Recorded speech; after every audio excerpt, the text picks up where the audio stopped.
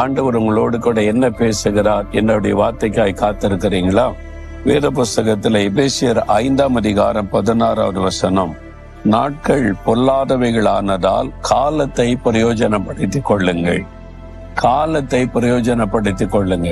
காலம், டைம், அது ரொம்ப வேல்யூவானது. இந்த நாள்ல காலம்தான் ரொம்ப முக்கியம்.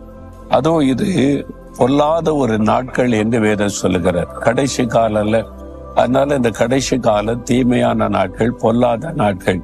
எங்கு பார்த்தாலும் இதுவரை நம்ம கேள்விப்பட்டிராத அநியாயங்கள், அக்கிரமங்கள், பாவங்கள், துன்மார்க்கங்கள், அசுத்தங்கள் பெருகி இருக்கிறதை நம்ம பார்க்கிறோம்.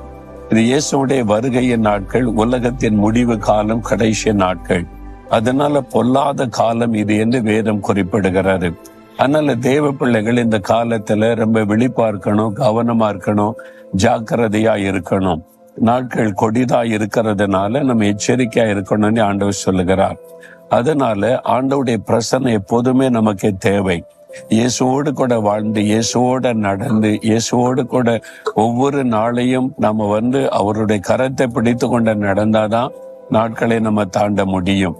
அப்படிப்பட்ட ஒரு கொடிதான காலம். இதில் ஆண்டவர் ஒரு ஆலோசனை கொடுக்கிறாரு. காலத்தை பிரயோஜனப்படுத்திக் கொள்ளுங்கள். அப்படின்னா என்ன அர்த்தம்? நேரத்தெல்லாம் வீணாக்காதங்க, நாளை நேரத்தை பிரயோஜனப்படுத்திக் கொள்ளுங்க. டைம் போனா வராது. ஒரு நாள் போயிட்டேன்னா திரும்ப அந்த நாளை பெற முடியும்னு நினைக்கிறீங்க? முடியாது. இந்த நேரத்தை வீணாக்காதபடி பிரயோஜனப்படுத்திக் கொள்ளுங்கள். இந்த நாள்ல என்னெல்லாம் செய்ய போறீங்க யோசித்து பாருங்க. உங்கள்ட்ட ஏதாவது பிளான் இருக்கா? காலையில இதை செய்யணும், மத்தியானம் இதை செய்யணும், மாலையில இதை செய்யணும், என்னென்ன வேலையை செஞ்சு முடிக்கணும், இந்த நாள்ல நான் செபிக்கணும், வேதத்தை தியானிக்கிற ஒரு டைம், இயேசுவை மற்றவங்களுக்கு சொல்லுவதற்கு ஒரு நேரம், அப்படி நேரத்தெல்லாம் நீங்க ஒழுங்கு பண்ணி வச்சிருக்கிறீங்களா? நிறைய பேருக்கு ஒரு நாளை எப்படி பயன்படுத்துறதுன்னே தெரியாது. வீணாவே நேரத்தை கழிச்சாரு. செல்போன்லயே மணிக்கணக்கு உட்கார்ந்து நேரத்தை வீணாக்குவது, சும்மா உட்கார்ந்து பேசி காலத்தை போக்குவது, நேரத்தை வீணாக்குவது.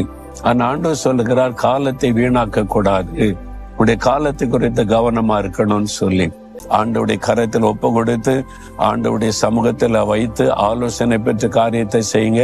காலத்தை வீணாக்காதங்க, சோம்பேறித்தனம் உட்கார்ந்து இருக்காதங்க. கர்த்தர் உங்களை ஆசீர்வதிப்பார். ஆண்டவரே, காலத்தை நான் பிரயோஜனப்படுத்திக் கொள்ளணும், என் நேரத்தை வீணாக்கி விடக்கூடாது என கிருபை தாங்க. இந்த நாள் முழுவதும் என் கூட இருந்து எல்லா காரியத்தை செய்து முடிக்க உதவி செய்யுங்க. இயேசுவின் நாமத்தில் ஜெபிக்கிறேன். ஆமேன், ஆமேன்.